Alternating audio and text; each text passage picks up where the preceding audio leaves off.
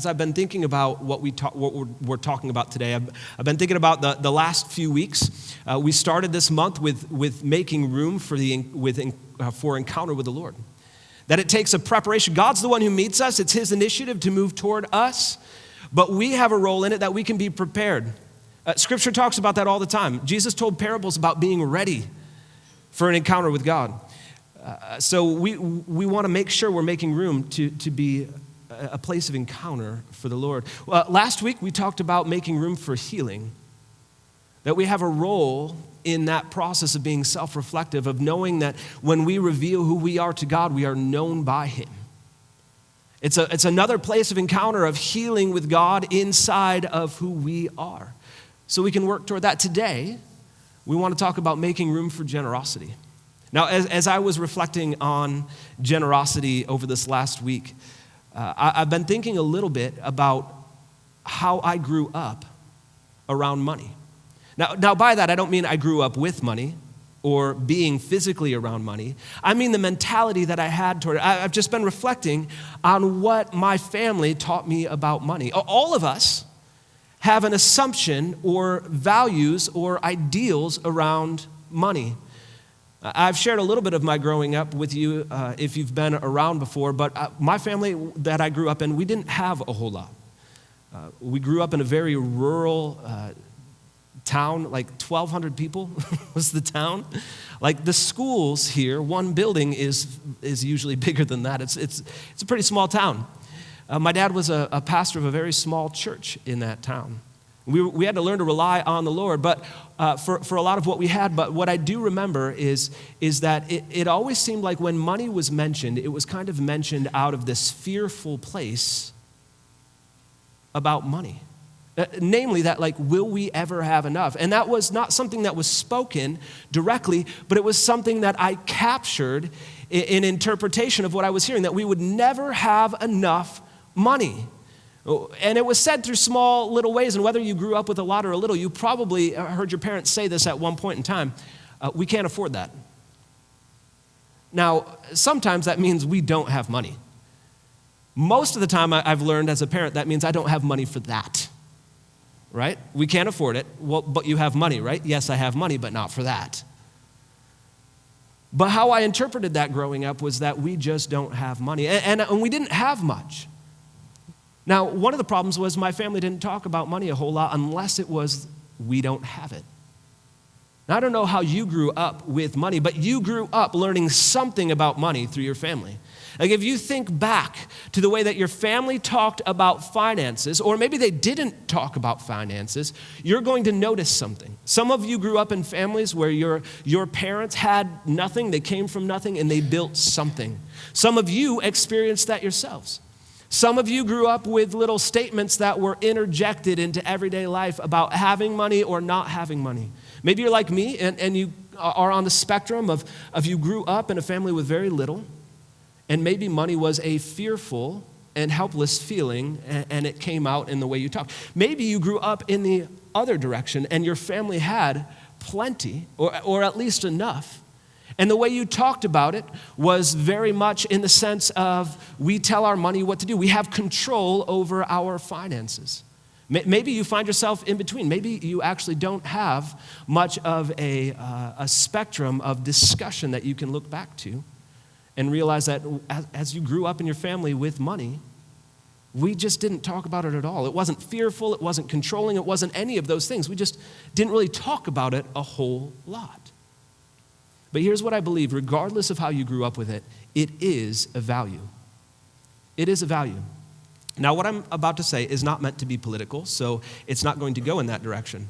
But I don't know if you know, but we just went through a pretty significant season politically. Like there was an election. I don't know if you knew that, but we had one. And one of the key underlying determining factors for the election this year was finances. Now, regardless of what you believe the government can do or cannot do, that was an underlying voting decisive factor this year. That means a majority of Americans are actively, continually thinking about money.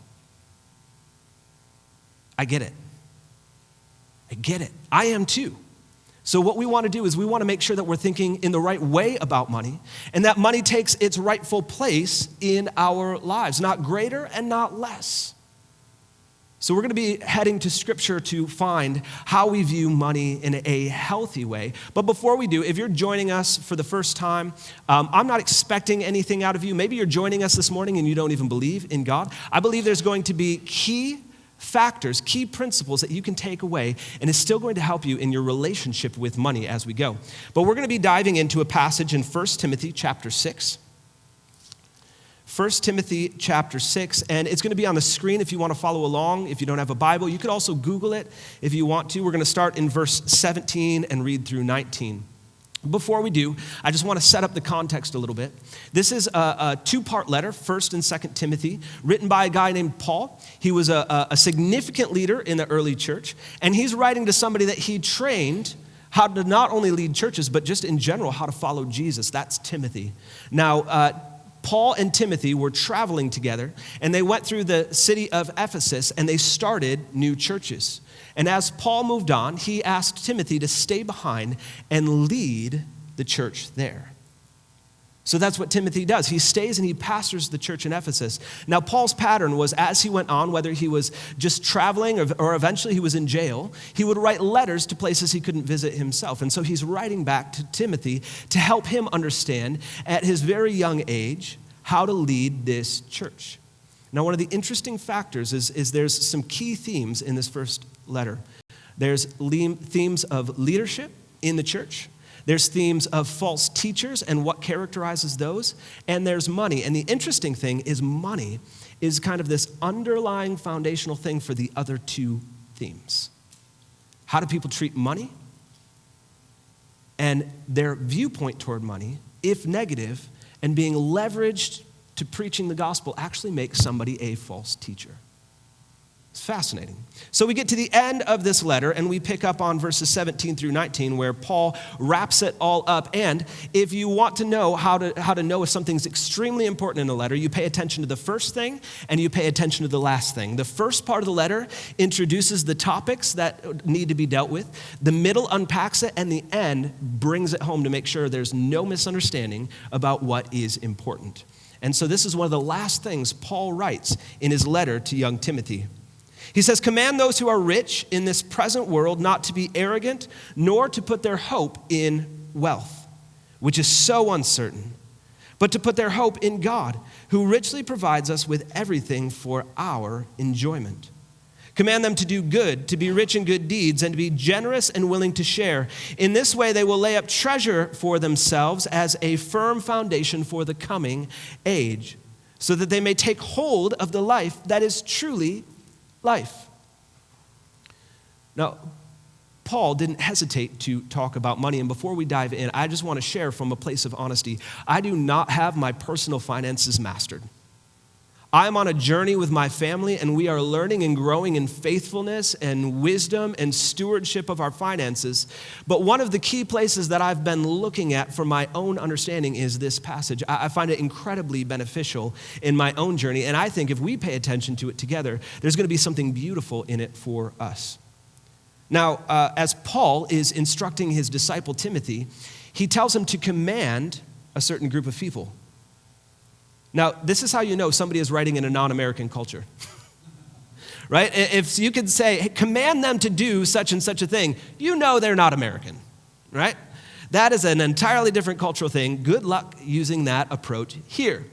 So let's move on to what he asked Timothy to command people to do. He says, command those who are rich in this present world. So Paul is addressing the rich people in the congregation.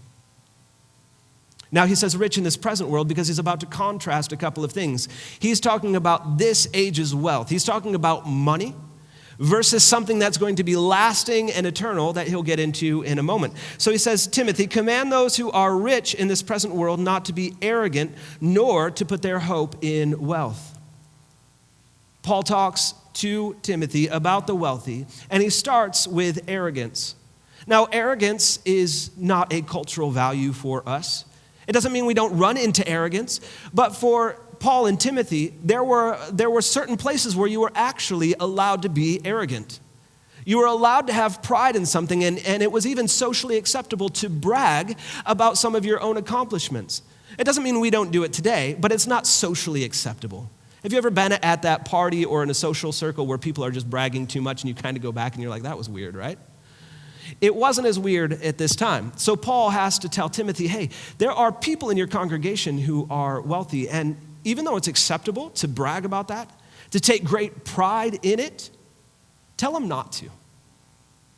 Tell them not to be arrogant about their own accomplishments. Now, while we may not be able to necessarily understand the acceptability of this kind of public bragging and arrogance, we do understand something about arrogance in general. And what I find really interesting, where this intersects us, is the way that we feel about money. One of the places that we typically don't talk about money the most is in the workplace. Unless it's a confidential conversation between you and your employer, you don't typically talk about it. It's been taboo, and maybe that's shifting a little bit, but it's been historically taboo to talk about how much you make versus how much somebody else makes.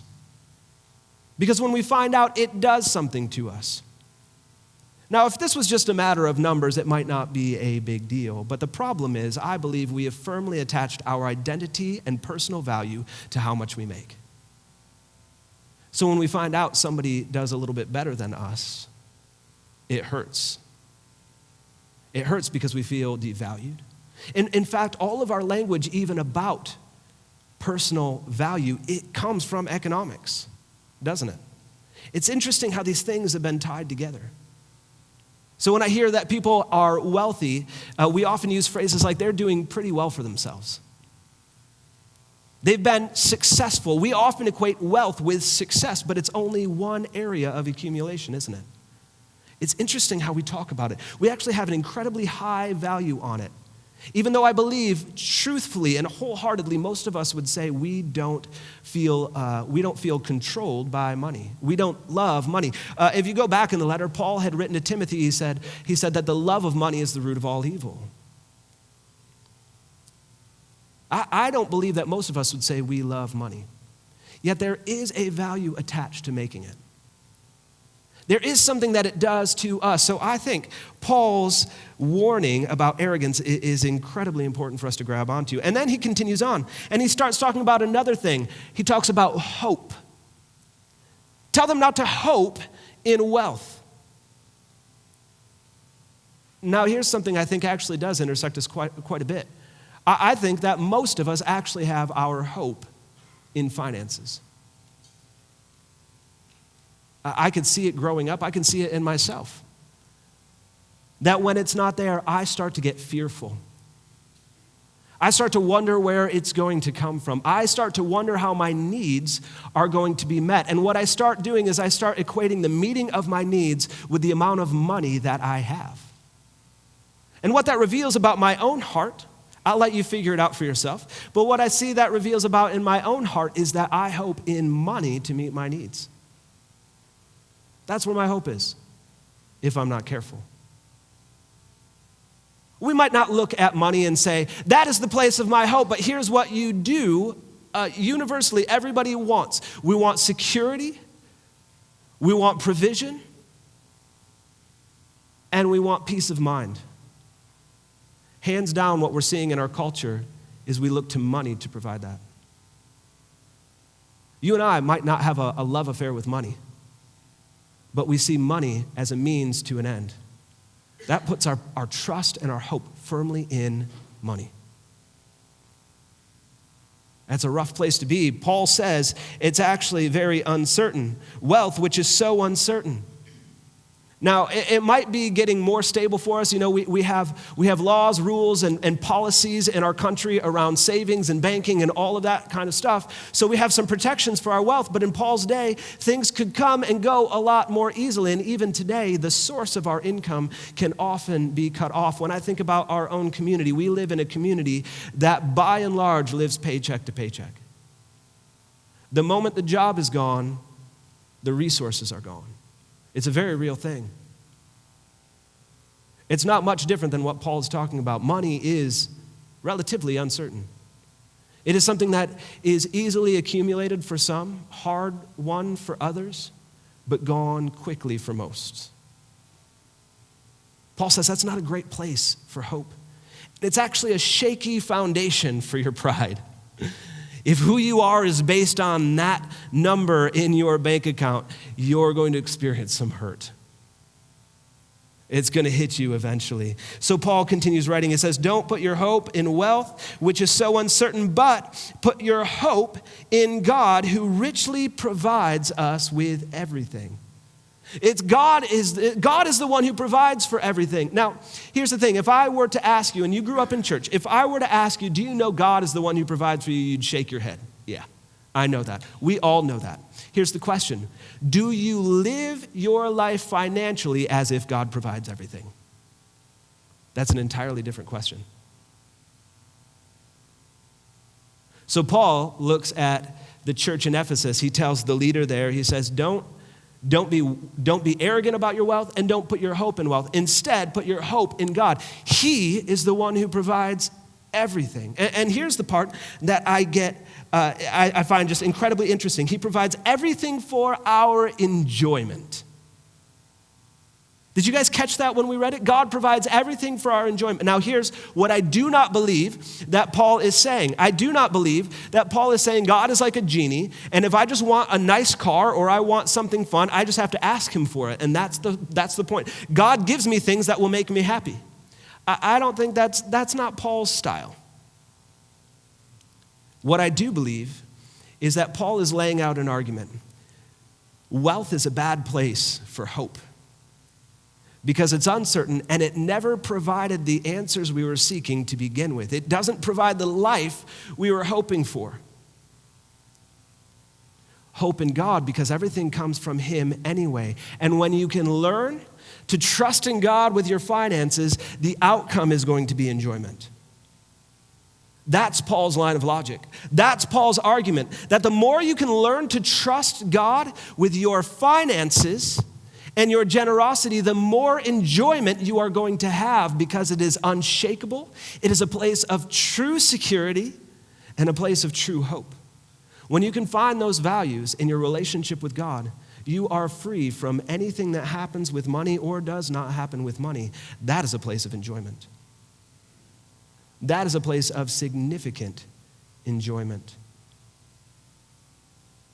A couple of years ago, Janine and I had the pleasure of going with our denomination. They took us to a pilgrimage in Wales.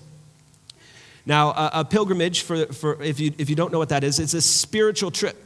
It's a trip to a place of spiritual significance where you pray and you hear stories and you learn to trust God in a different way, inspired by things that went down there. So we went to Wales, and Wales is a place that historically has had a tremendous amount of significant movement of God in ways that we would call revival, where God was intersecting the lives of other people in a way that was just only God could do it. Like stories that are just insane. Nobody is preaching the gospel in the streets, but people are coming to the Lord and they're just like laying out in the joy of God, and nobody's done anything. It just happened.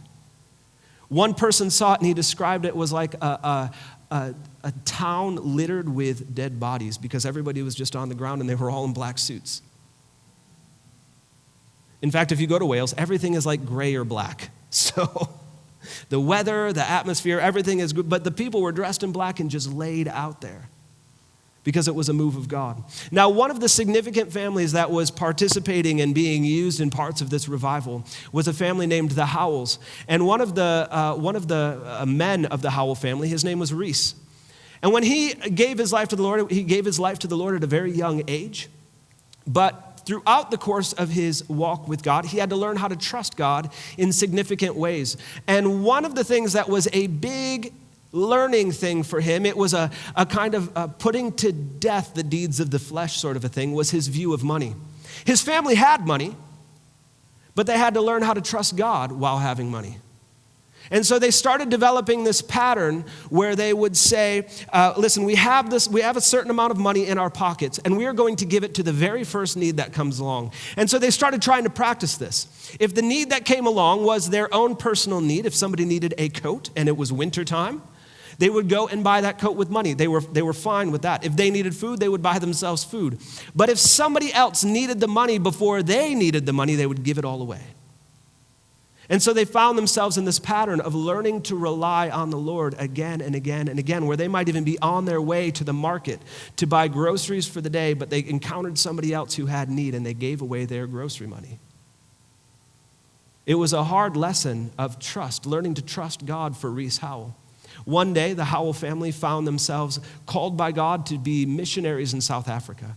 And just a week before they were about ready to go to South Africa, they came across one of these instances where they gave away half of the money they were going to need to get to South Africa. Now, if you've ever done any kind of a trip, this is poor planning. Right? Could you imagine? Well, we've got this sum of money, we have our needs met, we're ready to go, and then they gave it away because they encountered this need. Now, a week before they were ready to head to South Africa, they had to get to London. But they had given away their money, and the only amount of money that they had was enough to get them about halfway to London.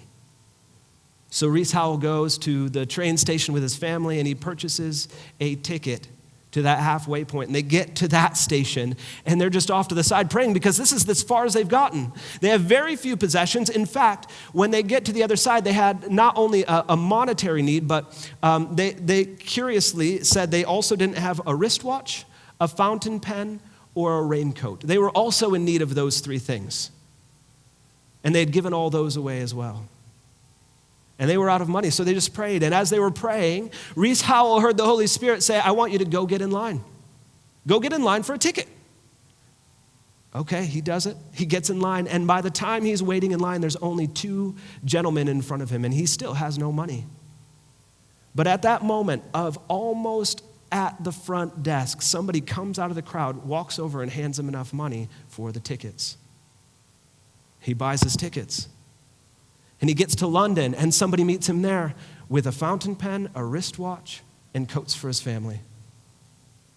Not because he asked for them from anybody else, but because God orchestrated it, and Reese Howell had developed a pattern of his life, trusting not in money to provide for him, but the God who provides the money.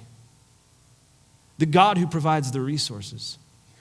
And don't ask me why, but it always comes down to the last moment where you think, is God going to come through? And he does. When we learn to develop that kind of trust, Reese Howell had developed a trust in God that was so incredible, he would get in a line for a train ticket without any money. I remember being little and growing up, and my mom would send me into the grocery store line if I wanted a pack of gum. And I remember panicking, like so nervous about if I had enough money. I'm like, this costs $1, and I have $1. What about tax? And I'm counting it up. I'm like, I don't know if I have enough. And I'd come back out, what, did you get your gum? No, I didn't, Mom. I don't think you gave me tax money.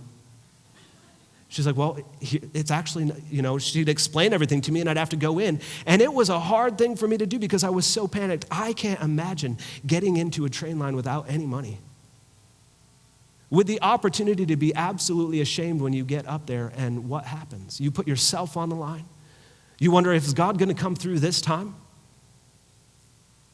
That's the kind of trust that Paul is asking us to go after. That's the difference between trusting in what we can accomplish and what money can accomplish, and trusting what only God can accomplish. And I promise you, somebody like Reese Howell learned how to have absolute enjoyment in everything God did for him. It's a different place of trust. It's a different place of security, one that is unshakable. That's why Paul continues writing. He doesn't just tell them to change their hope from wealth to God. He continues on in verse 18, now command them to do good, to be rich in good deeds, and to be generous and willing to share. What's interesting about the Greek structure, this letter was written in Greek, and what's interesting about that Greek structure is this is just a list of words that are all linked together, meaning the same thing. All of this is not just a shotgun approach of I want you to do good things for people, I want you to share your things with people, and I want you to give money. It's actually all one phrase, meaning be financially generous. Do good deeds. Those are in the context of money. Now, Paul isn't just talking to wealthy people. He's talking about base understanding of how money works and our posture toward money. However we grew up viewing finances, however we grew up throughout life experiencing different things. I just want to talk plainly. I know some of you are in here right now, and you've been at churches where you didn't like how much they talked about money, and you didn't like how they used money, and you didn't like what they did with some aspect of that. Some of you have been in churches where they were not going to tell you anything about their finances, and when you did find out about it, you didn't like it and they weren't integral. Some of you grew up in churches or in families in churches, and you gave because that's just what you saw your parents doing and it was an expectation. I want to tell you, neither of those is good reasons to be generous or not generous. We don't give in response to the experiences that we've had. We give in response to the God who provides everything. We don't do it compulsory, and we don't withhold it because we didn't like something somebody else did. If we did that, if we had that mentality throughout the rest of life and relationships, we would never love or trust anybody. And here's another principle that I just want to give you. And this goes across the board. If you're not doing it now, you won't do it then. That goes to relationships. It goes to our stewardship of anything. It goes to the leadership of ourselves. If you're waiting for something else to happen before you start doing good, rich in good deeds, generous and willing to share, if you're waiting for somebody else to be right or some other organization to get right, when they do, if they do, you still won't give. How do I know that? Because there are many ways to meet the values you're looking for now. And if you're not doing it now, you won't do it then. I would be generous if that person were more responsible. I promise you there's a lot of responsible people in need and you're not giving to them right now. If that's true, you're not going to do it when you see somebody else is responsible. I would give if the church were doing this. There's a lot of organizations you could give to right now that are doing that thing. And if you're not doing it now, you won't do it then. This is a simple aspect of learning to lead ourselves in integrity. Again, it goes beyond money. It could go to a number of things. We could talk about spiritual disciplines. If the church would hold a Bible study, then I would study the Bible. I promise, if you're not studying the Bible now, nobody's going to get you to study the Bible then. This is about integrity and being a disciple of Jesus on our own without anybody else's coercion. When we can learn to trust in God, we won't give because that's all we know. We won't not give because something happened or because of some other aspect of our upbringing around money. We'll give because we're in relationship with the Lord and we understand the joy that is had in trusting Him. That's why Paul can say, command them to do good, be rich in good deeds, and to be generous and willing to share. He says in verse 19, in this way, they will lay up treasures for themselves as a firm foundation for the coming age. Paul is mirroring, he says, hope in wealth is uncertain, but a trust in God is a firm foundation for the coming age. Paul is talking about eternity. What happens after we die? And now, in light of that, here's what I love the last part of this line. So that they may take hold of the life that is truly life. Now, what Paul is referring to is he's talking about that coming age, what we might talk about as heaven. Paul says that when we can learn all of these principles, we're not only laying a foundation for the coming age, we're grabbing hold of that life. The life that we trust and hope will be in heaven found in Christ. We'll grab hold of aspects of that life and we'll bring it into this life. That's what Paul means when he says we'll take hold of the life that is truly life. Paul is essentially saying that when we learn to trust God and give generously and sacrificially, we start to get to experience in minor ways heaven on earth now. And when we do that, we get to experience the richness of life. Do you know how to experience the richness of life? Being free from money. Some of us hope that we could save enough money that we won't need to work. Right? That's sometimes, there's a hope I hear. Like, if I just had enough money, I wouldn't have to work. Like, we save for our retirement. And I'm not opposed to any of that. I'm for that. But that's a hope in some version of freedom that can actually only be found in the Lord. Sometimes we hope in that because we want to be free from any need to do anything or accumulate anything, and ultimately that's a dead end because our hope must be in the Lord. Paul says, do you want to experience real joy and real life? You have to learn how to give it away. Only then will you actually be happy.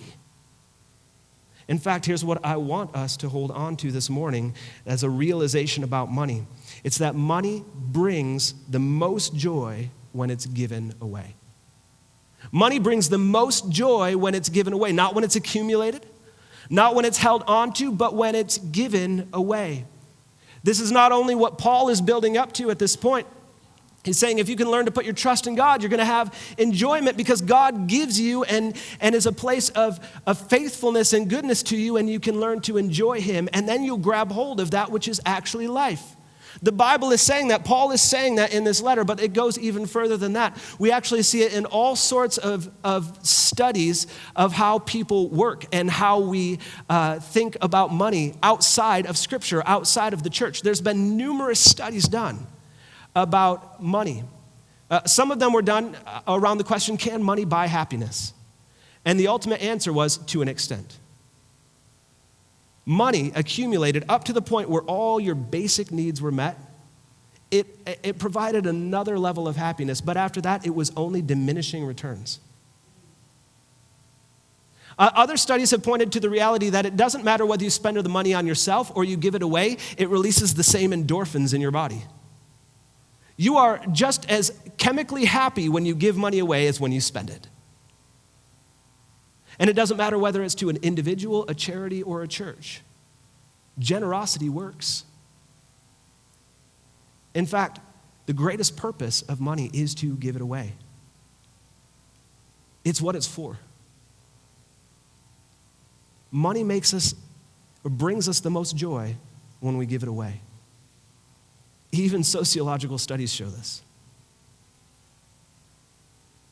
Now, as I'm thinking about all of this, I'm thinking about our personal journeys with money, how we can grow in generosity, how we can be shaped and changed by our money. And we've said this before, but I will continue to say it, is that when we give, it actually shapes us. When you give, it shapes you. It causes a positive change in you. It's not just you have money and now you have less money because you gave it away. Giving away money actually shapes and changes how you think, how you feel, and how you rely on the Lord. It shapes and changes us. And that's a significant thing, but there's something actually even greater. Just as we've talked about for the last couple of weeks, we've talked about a collective encounter with God. We've talked about collectively preparing and being a place of healing in the world around us. I believe there's a collective generosity that we have yet to tap into. I see it in the early church. If you go back to the stories of the early church, they were crazy, super crazy people. And in fact, I don't just mean that from a contemporary observation of how we read the stories. People in the time of the early church thought Christians were crazy.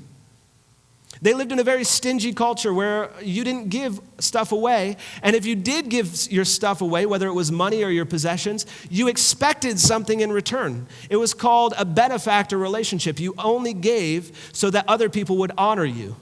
That's kind of twisted, right? Seems twisted to me. Maybe it's not twisted to you. But then the early church comes along and they start giving everything away. And the whole world looks at them and they think, these people are crazy. Like, I don't know what's going on, but that is not how normal people live their life. They started selling all of their possessions and laying it at the feet of the church leaders, and the church leaders made sure that everybody had what they needed. It was a collective generosity. And a collective generosity as we all individually pursue a journey of increased generosity. When we think about that collectively, not only do we continue to grow in our individual trust of God, but we have now a collective generosity that creates a bigger impact. Because what you and I can do in generosity together far outweighs what we can do apart. I can be generous to individuals, but we can be generous to a whole city. Do you see how that works? We are always better together, and our money is no different. When we pool our resources together, we can do something greater than what we can do individually. You can go on a journey of generosity on your own, and you can still grow in all the ways that we've talked about. But when we are willing to contribute together, we can do something far greater than we can do apart. We can do something far greater than we can do apart. But if we want to get to that place, we have to do some work on our own. All of these things that we've been talking about over this month with collective response, it requires individual response as well. So I think all of us, we contribute to this collective encounter, and everyone can contribute to a collective generosity if we do a few things. The first one is we have to remember what money is for. That includes thinking through how you grew up with an understanding of money. It includes the experiences that you've had of why you choose to be generous or choose not to be generous. It has all of those factors, but also bringing it to this point of why do you have money? Have you ever thought about that? Why do you have the money you have? Well, because I earned it. Okay. But what if the principles are true? What if God is the one who provides? Why then do you have money? Why is it in your possession? Why is it in my possession? I firmly believe that God gives us finances so that there is no need. Not because somebody takes it from us to give to somebody else, but because we willingly lay it down. Because we are willing to look at what God has given us and say, Lord, if this is yours and you are the provider, then I'm just willing to give to the first need that comes along. I'm willing to develop this level of trust so far that I'll get into a line for a train ticket without any money. What is your money for? Why do you have what you have? Why has God given you what he has given you? That's going to cause us to wrestle with what our hope is in. If my answer is constantly to prepare for my future, to pass on to the next generation, or to create a comfortable life in retirement, we might have forgotten what money is for. And we might be individually missing out on something better. We have to remember what money is for. Secondly, part of this generosity journey is restructuring for generosity. Now, this is a journey that my wife and I are going on as well. We are looking at our finances, and we are looking at the decisions we've made up until now, and we're deciding how we personally need to restructure our finances and our budget in order to increase in our generosity. For some of us, that's going to be looking at the numbers on the paper that we give ourselves as a budget and saying, have I budgeted for generosity? Not, is it a line item in my household budget? Am I structuring my budget around generosity? Some of us are going to have to look at the need that we've created in our own life that excludes the ability to be generosity. What I mean by that is some of us have structured our lives, maybe many of us have structured our lives around our own comfort and our own desires. And we see that reflected in what we need and the output of our living. But what if we took this to heart and we restructured the way we live so that we have greater capacity for generosity? This is a very rubber meets the road sort of a situation. The first step is really this heart posture and this intellectual understanding about why we have what we have, but it's not until we restructure that things get put into action. This is the different moment between do I know that God provides everything or do I live as if God provides everything? Those are two fundamentally different questions. So we have to restructure for generosity.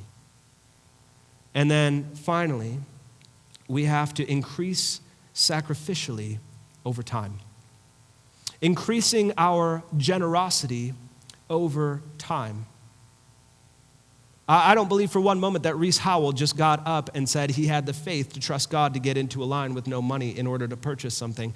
I think that was accumulated over years of learning to trust God to come through. I think that was accumulated over years of seeing God's graciousness, his goodness, and realizing that God will come through because we have a generous God.